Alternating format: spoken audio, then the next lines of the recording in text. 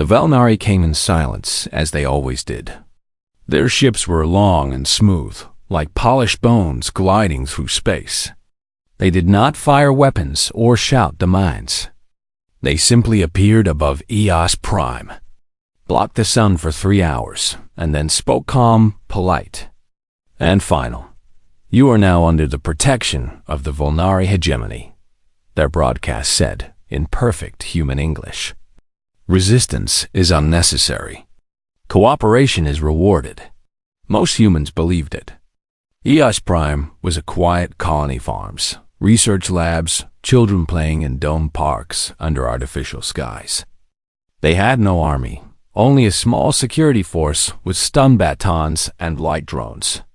When the Valnari landed their silver transports in the capital city, people gathered to watch, curious, hopeful even. They did not expect the gas dot. It came at night. Quiet, odorless, a mist that slipped through vents and windows, turning lungs to stone. By dawn, 90% of Eos Prime was dead or dying. Those who survived were rounded up like cattle hands bound, eyes covered, loaded into cages. Lieutenant Mara Reyes was not among them. She had been on patrol in the Western Ridge when the ships arrived. Her squad, 6 others, had tried to send a warning, but their comms fizzled out. By the time she returned to base, it was empty, silent. Only the hum of dying power cells and the smell of burnt plastic remained. She found Captain Dell's body near the command vault. His throat was slit, but his fingers still clutched the data chip. Reyes took it. Then she ran. For 3 days, she moved through ruins. She saw Valnari peacekeepers dragging children into armored wagons. She saw scientists strapped to tables, their skulls opened like fruit. She did not cry. She memorized faces. She counted ships. She recorded everything on the chip. On the 4th night, she reached the old mining outpost Orion 7 deep in the canyon. Its emergency shuttle was still functional. Rusty, leaking fuel, but alive. She bypassed the lock, hot-wired the core, and launched just as Valnari scouts swept the area. The shuttle coughed its way into orbit. Behind her, Eos Prime glowed once green and blue, now stained with smoke and fire. She sent the distress call the moment she cleared the atmosphere. Short, raw, no fancy words. "This is Lieutenant Mara Reyes. UNC. Eos Prime is gone. Valnari did it. They're taking survivors. I have intel. If anyone hears this, send help. Or send hell." Then she shut off all signals and drifted, cold and alone, waiting to be found or forgotten. Far away, in the dark between stars, something heard. It was not a normal ship. It did not blink with running lights or hum with civilian engines. It floated like a tomb forged from iron and vengeance. Its hull was scarred from battles no human had ever spoken of. Its name was painted in faded red letters along the prow. UNC Uri's Wrath. Inside, the bridge was dim. No chatter. No music. Only the steady beep of systems and the slow breath of machines. Captain Elias Voss stood at the center, hands clasped behind his back, eyes fixed on the main display. He was tall, lean, with gray threading through his black hair. His uniform was clean, but his eyes were old. The distress call from Eos Prime played for the 3rd time. Send help. Or send hell. Voss did not flinch. He had heard worse. He had seen Earth's moon shattered during the Third Contact War. He had watched cities burn because aliens thought humans were too emotional to govern themselves. He had buried friends in vacuum-sealed bags because no one came to help. Now, someone had called. "Verify origin," he said. Voice low. "Confirmed," replied the AI, its voice smooth and genderless. "Signal matches UNSC encryption. Source: Ezu Prime, last human colony in Sector 7G. Any other ships nearby?" Negative. Nearest human fleet is 17 light years away. Valnari controlled the entire sector. Voss nodded. He walked to the tactical table. A hologram of Eos Prime appeared, green, peaceful, now marked with red zones of destruction. How long since the attack? 82 hours. Survivors? Unknown. But the lieutenant's biosigns are stable. She's hiding in a derelict shuttle, orbiting debris field Gamma. Voss stared at the image of Rhea's face, tired, angry, alive. He thought of his sister, taken during the Sithra raids. Never found. Never avenged. Prep the ship, he said. Captain, the AI said carefully. The Ara's Wrath has not been authorized for active deployment since the Martian Accords. The Council banned planet killers. Voss turned. His eyes were calm, but something dark moved behind them. The Council also banned crying over graves, he said. We're going. The ship responded like a sleeping beast waking. Power surged through dormant conduits. Reactors flared to life. Deep in the belly of the dreadnought, weapon systems hummed online kinetic lances, plasma forges, antimatter silos. Each one labeled with a simple warning, use only when mercy fails. The crew only, 120 souls, moved without panic. They had trained for this, lived for this. They knew what the Ara's Wrath was. Not a ship. A promise dot outside space bent. Stars stretched into lines. The dreadnought entered slipstream, tearing through the void faster than light. Faster than law, faster than fear. Back on Eos Prime. The Valnari celebrated. High Prefect Ornvex stood on a balcony overlooking the capital. Below, workers cleared bodies. Above, Valnari ships patrolled like vultures. He sipped nectar from a crystal cup and smiled. Humans, he said to his aide, are like weeds, ugly, loud, but easy to pull. They fall back, my lord, the aide said nervously. One escaped. A single insect.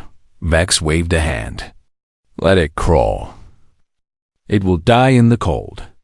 No one comes for humans. No one cares. He was wrong. Even now, in the black between galaxies, the Ara's Wrath was closing in. Its path was set. Its engines burned with cold fury. And on its bridge, Captain Voss watched the countdown. 5 hours to Eos Prime, 4 hours to Judgment, 3 hours to fire. The galaxy had forgotten what humanity was capable of. Kindness, yes, but also wrath. Protection, yes, but also punishment. For too long, humans had played the victim, the fool. The pet. Not today. Today. The iron seed would bloom. And the harvest would be ash. The Kethra system hung quiet in the void. Its 3 suns casting long shadows over the Valnari fleet gathered near the inner rim. Hundreds of ships, sleek silver, shaped like curved knives, formed neat lines in space. They looked elegant. Peaceful even. But peace was just another kind of control to the Valnari. High Prefect Ornvex stood on the bridge of his flagship. The radiant hand. He had just received news that the escaped human Lieutenant Rheas had vanished. No signal, no trace. Good, he thought. One less problem.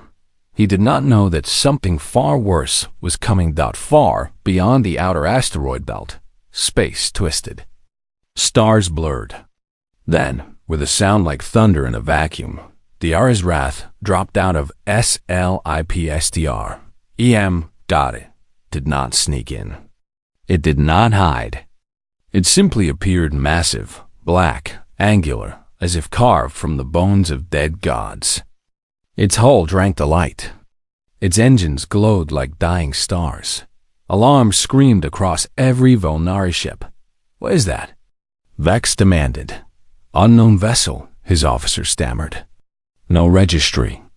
No flag, but it's broadcasting. On every screen. In every language the Valnari knew, including their own sacred tongue, message played. Return what you stole, or be unmade. Vex laughed. A threat? From one ship? He ordered a response, polite, firm. Identify yourself. You are in protected hegemony space. The reply came 2 seconds later. Humanity. That was all. Vex frowned. Humans? The soft, emotional creatures from Eos Prime? Impossible. Their navy was small. Their ships outdated. They did not build things like that. Still, he sent a warning fleet 30 ships to intercept. Just in case, they never made it halfway. The Ares Wrath fired first. From its forward array, rods of tungsten long as city blocks shot out at near light speed. They did not explode. They did not need to. They struck with such force that they punched through hulls, engines, and crew quarters like paper. One ship vanished in a puff of vapor. Another split in half, spilling air and bodies into space. Then came the plasma vortex cannons. Blue fire spiraled through the void, melting ships from the inside out. Metal turned to liquid. Crews screamed for less than a second before their lungs boiled. The Volnari fleet scrambled. Fighters launched. Energy beams lashed out. Shields flared. None of it mattered. The Ares Wrath moved like a ghost. It dodged nothing. It didn't need to. Its armor was layered with nanoweave and quantum-hardened steel. Beams bounced off. Missiles detonated harmlessly meters from its hull. Inside the dreadnought, Captain Voss stood calm. His hands rested on the command rail. Around him, crew members worked in silence. Eyes locked on screens, fingers steady on controls. Target their command ship, Voss said. Aye. Sir, replied the weapons officer. A single antimatter warhead launched. Small, quiet. Deadly dot struck the radiant hand amidships. For a moment, nothing happened. Then light. Pure, white, blinding light. The explosion did not just destroy the ship, it erased it. Matter turned to energy. Energy turned to nothing. Where the flagship had floated, there was only empty space and a ripple of heat. Vex was gone before he could scream. The remaining Volnari ships panicked. Some tried to flee. Others fired wildly. A few broadcast surrender codes. The Ares Wrath ignored them all. It turned its gaze toward Kethra's third planet, Velnir 3, the capital world of the sector. Green continents. Blue oceans. Cities of glass and light. Home to over 2 billion beings. Voss looked at the planet. He thought of Eos Prime, of children in cages, of Captain Dell's slit throat. Begin sterilization protocol, he said. No one argued. The dreadnought moved into high orbit. Its weapons shifted. Not to conquer, not to warn.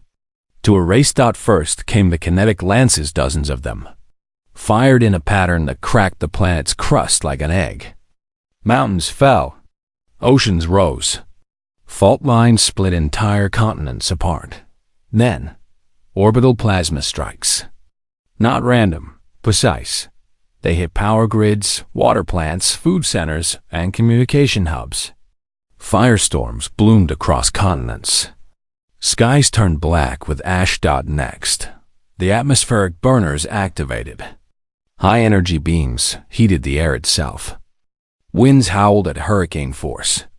Temperatures soared past 300 degrees. Forests burned in minutes. Lakes boiled dry. From space, Velnir 3 stopped looking like a world. It looked like a wound. On the bridge of the Ares Wrath, a young sensor officer swallowed hard. Sir, there are civilian shelters underground. Millions might survive. Voss didn't look at her. The Volnari took humans as lab animals. They gashed cities. They called it protection. He paused. If they wanted mercy, they should have shown some. He gave the final order. Deploy the Terra nullifiers. Deep in the ship's core, 4 devices awakened. Each was the size of a small moonlander, filled with engineered microbes and nanites designed for one purpose: break down all complex organic matter. Not just people, not just animals, everything that lived. They dropped silently through the burning sky. On impact, they spread. Within hours, soil turned to dust. Rivers thickened into sludge. Trees crumbled to gray powder. Even bacteria died. The planet didn't just lose life, it forgot how to hold it by dawn on Vulner 3. There was no dawn. Only smoke and silence. The Ares Wrath hovered above the ruin, its job done. But this was not the end. It was the message far away, in neutral space. Other species watched. The Zara hive mind of insectoid traders paused their convoys. Their elders whispered through pheromone bursts. The humans have sent their death ship. The Maxari Concord, beings of living crystal, dimmed their light cities. Their archives updated a single line: avoid human territory. At all cost. Even the Cathal clan's warriors who bathed in enemy blood sent quiet orders to their raiding fleets: do not touch human worlds. Not even for sport. None of them understood humanity's pain. But they understood fire. And the Ares Wrath burned brighter than any star. Back on the dreadnought, Captain Voss received a new signal. Weak. Encrypted. Human. It was Lieutenant Reyes. She had seen everything from her hiding place in the debris field. Her voice was rough, but steady. You came, she said. We always do, Voss replied. I have more. The Vulnari. They're not just taking people.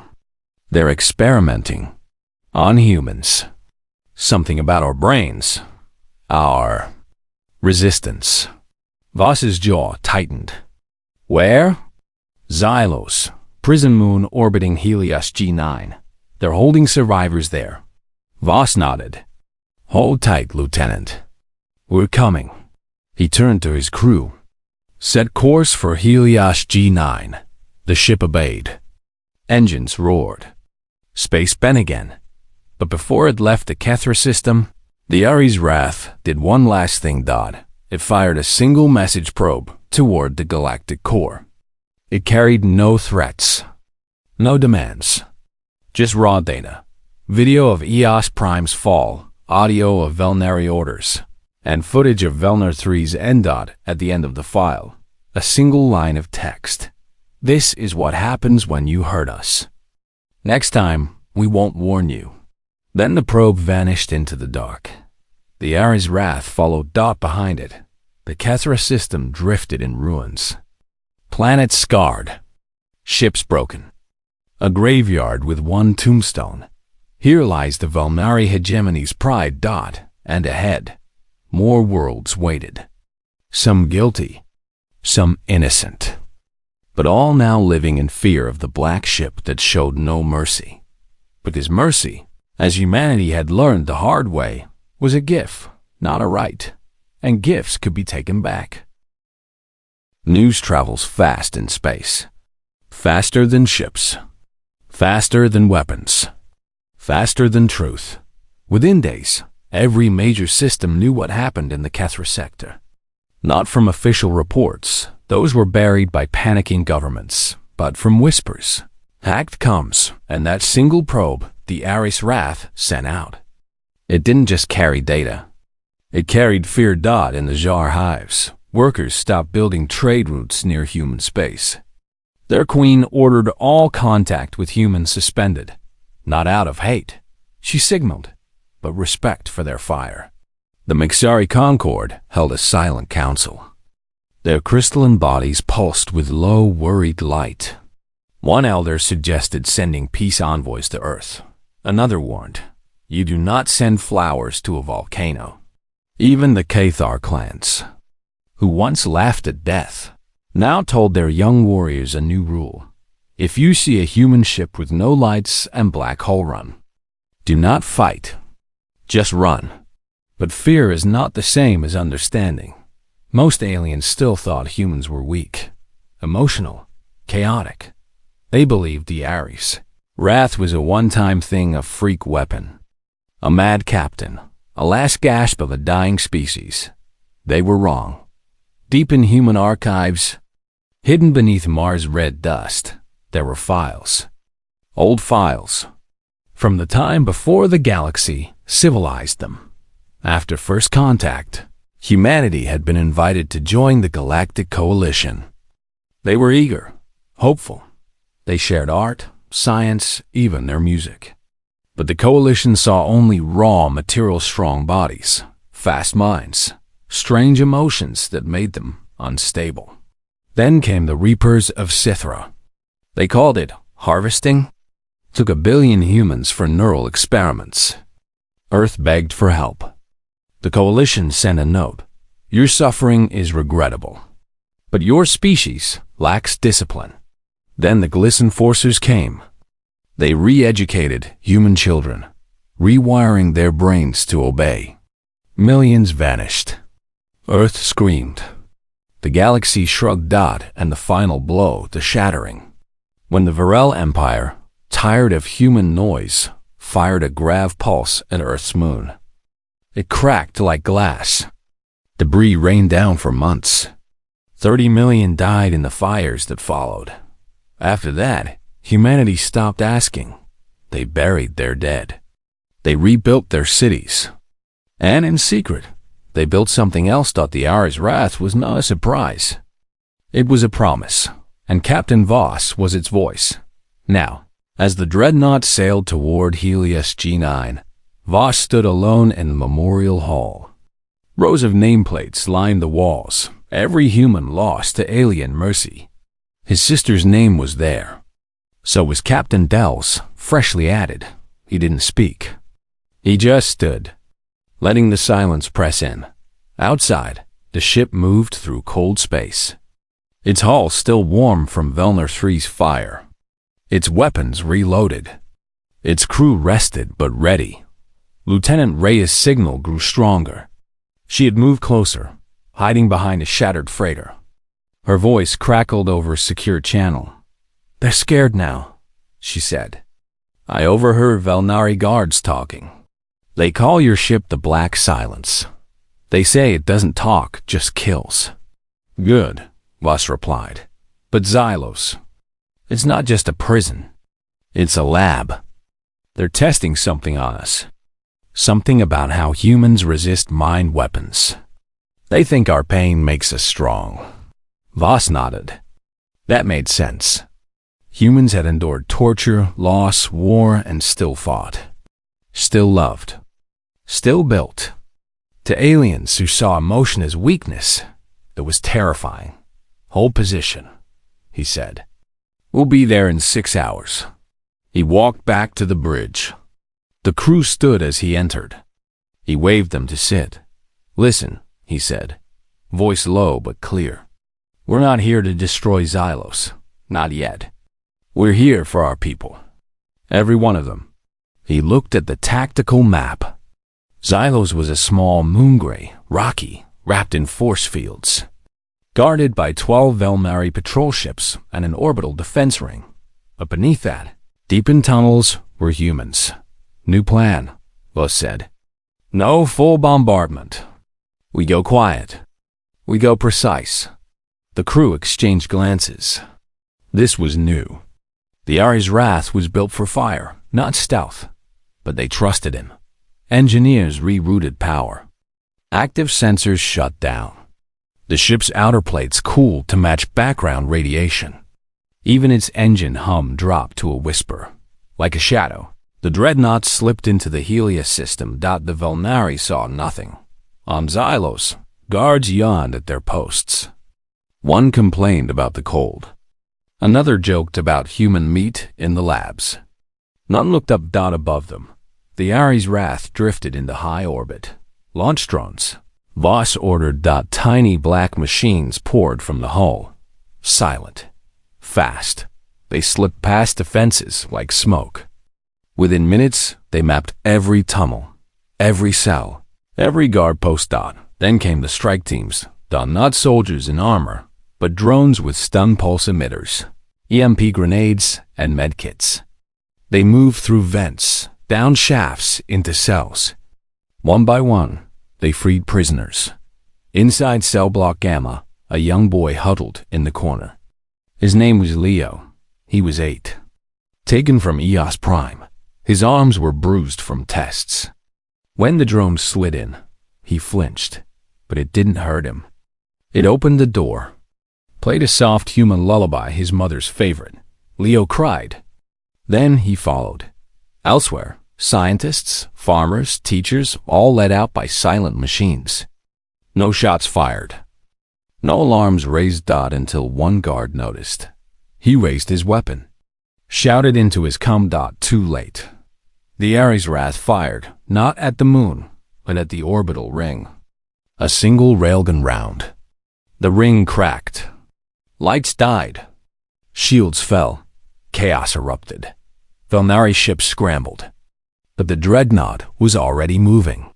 It fired warning shots, plasma bursts that vaporized engines but left hulls intact.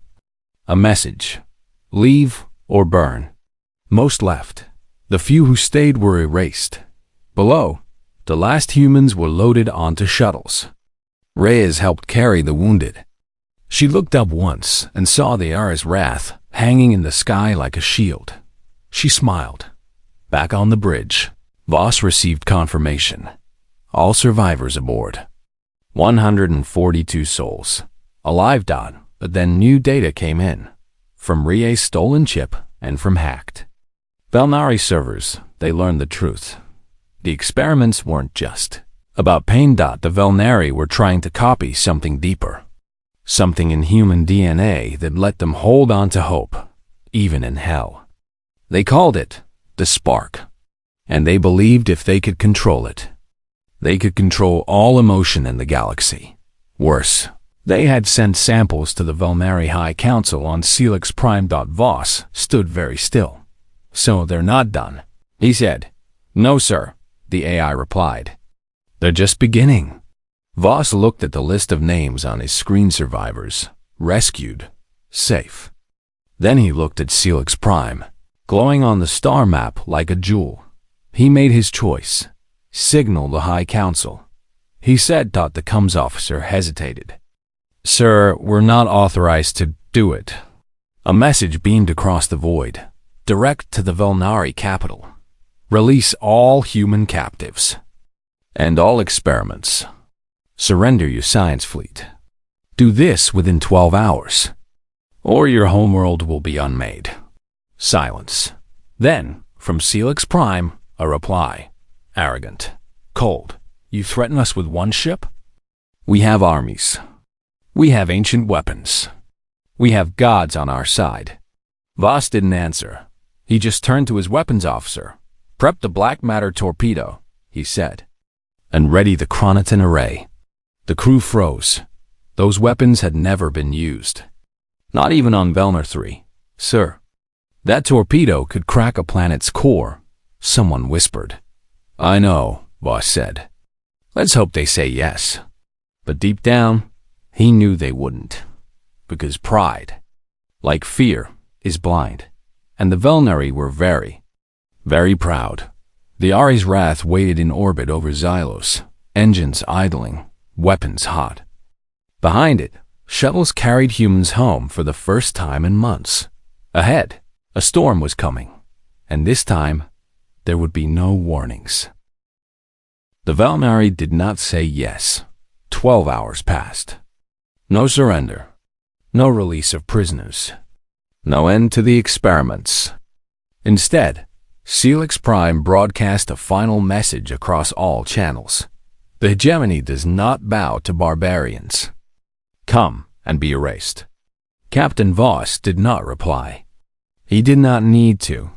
The Ares Wrath turned toward the Velnari homeworld. Its engines burned blue-white. Its weapons hummed with stored fury. This was not just a rescue anymore. This was judgment. But the Velnari were not waiting. From hidden shipyards near Celix Prime, a new fleet emerged. Not the sleek silver warships of before. These were older, darker, covered in strange symbols that pulsed with sickly light. They had not been built by the Volnari. They had been stolen from dead races. From ruins older than stars, the Volnari called them the Soul Engines. War machines left behind by beings who played with time, space, and minds. The Volnari didn't understand them fully, but they knew how to aim them. As the Ares Wrath entered the Celix system, the first weapon fired. It did not launch a missile or a beam. It twisted reality. Space around the dreadnought folded in on itself. Time slowed. Crew members screamed as their hands aged decades in seconds, then reversed. Lights flickered between past and future. The ship's AI stuttered, caught in loops of dead commands. Chrono distortion field, shouted the science officer. They're trying to trap us in a time cage. Voss gripped the command rail. Shut down non-essential systems. Route power to the temporal dampeners. The ship groaned. Metal screamed as it fought against the bending of physics. But human engineers had planned for this. After the shattering, Earth scientists studied alien tech not to copy it, but to break it.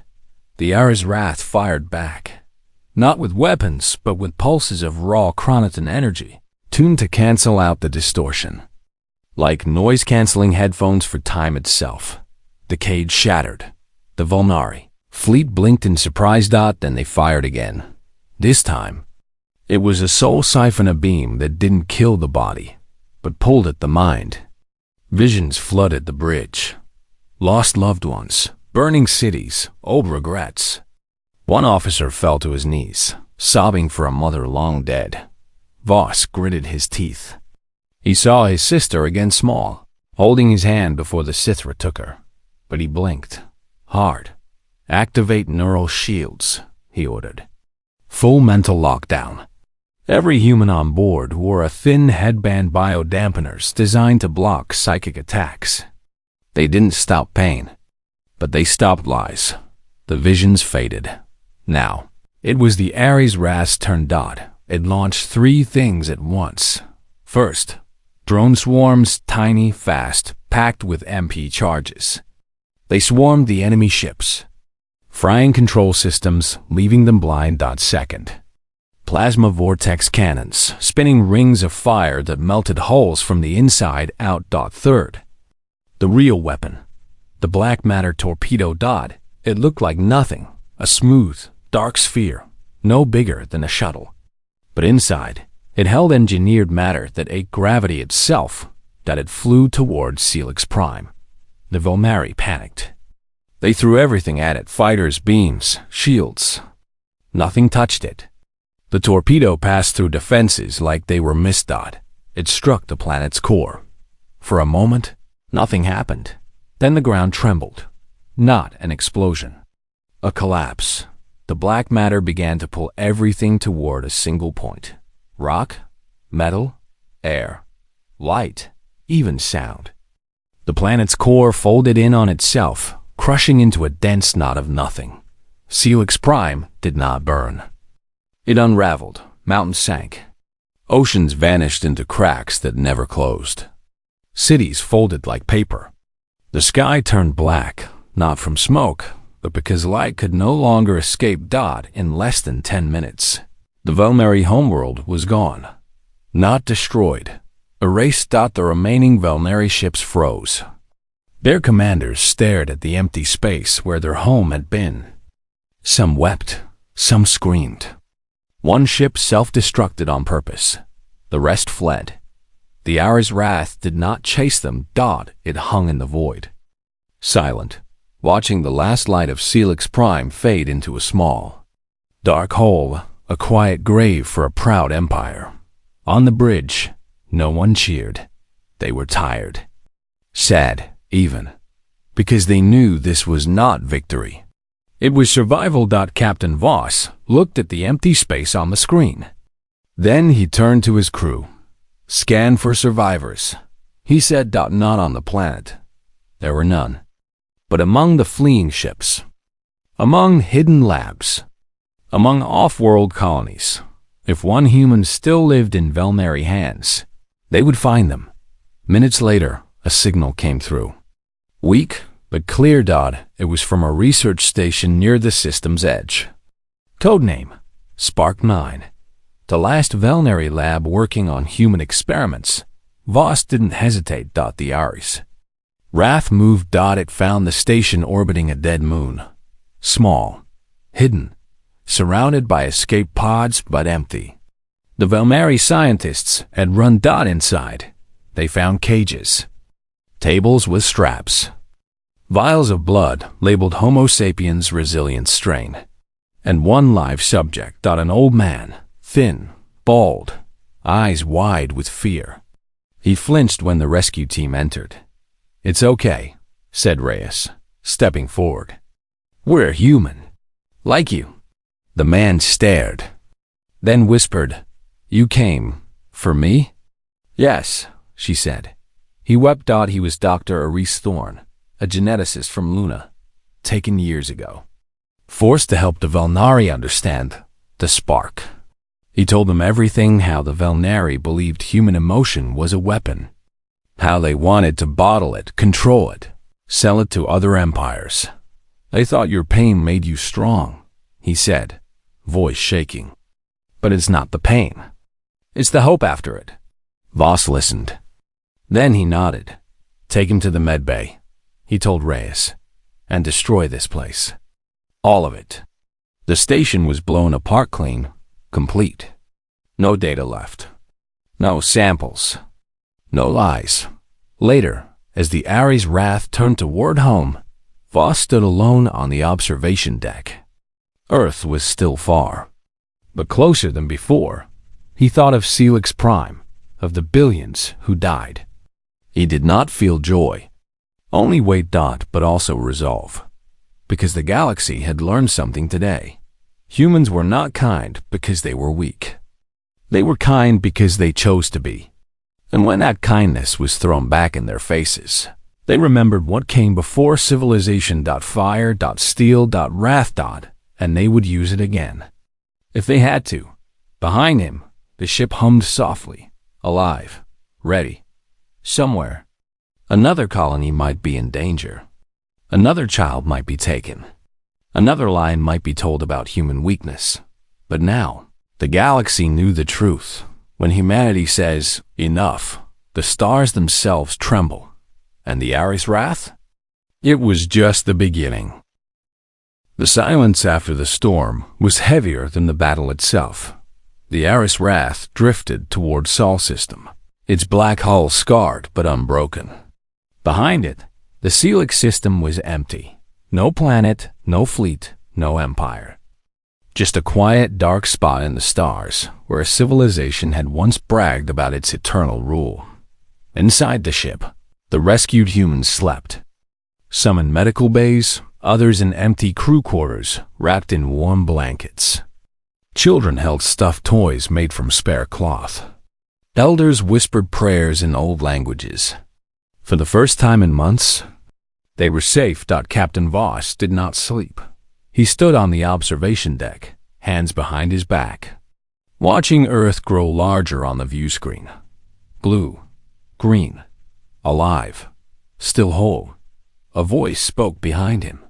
"They're calling you a monster." He didn't turn. He knew it was Lieutenant Reyes. She carried 2 mugs of real coffee rare on warships, but someone had saved it for a special day. "Who's they?" Voss asked. "The Galactic Council. The Tsar. Even our own Senate." She handed him a mug. "They say you went too far. That you turned planets to dust. That you're no better than the Velnari." Voss took a slow sip. The coffee was bitter. "Good. Did they ask the people in the cages if I went too far?" He said. Reyes didn't answer. She didn't need to. Outside, Earth's orbital docks came into view. Ships moved like busy ants, freighters, science vessels, patrol cutters. Normal life. Peaceful life. They had no idea what had been done to keep it that way. As the Ares Wrath neared, a message came through official, encrypted, from Earth Central Command. "Captain Voss," a stern voice said. You are ordered to power down all weapons.